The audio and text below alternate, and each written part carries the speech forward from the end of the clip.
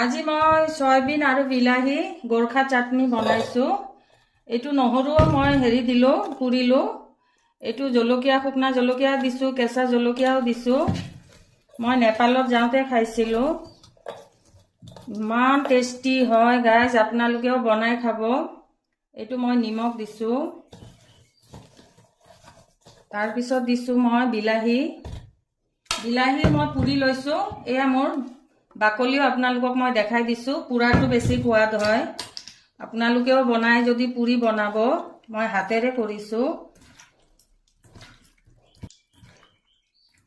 মই বইল কৰি ভাজা সয়াবিন দিছো। তাৰপিছত মই দিলো ধনিয়া। তাৰপিছত মই দিছো, আচ্ছা চামুচ নাই বাৰু, হাতেৰে মই দিওঁ। এইটো দিছো মই চিলি ফ্লেক্স, আৰু একো নাযায় এইটোত। গাইজ আপোনালোকেও বনাই খাব, ইমান সোৱাদ হয়। তাৰমানে চব্জি নহলেও চলি যায়। দালি আৰু যদি আপোনালোকে পাপড় এটা লয় আৰু এইটো চাটনি যদি বনায়, আপোনালোকক আৰু একোৱে নালাগে। আপোনালোকক চব্জিও নালাগে। আৰু যাৰ ফেটি লিভাৰ আছে,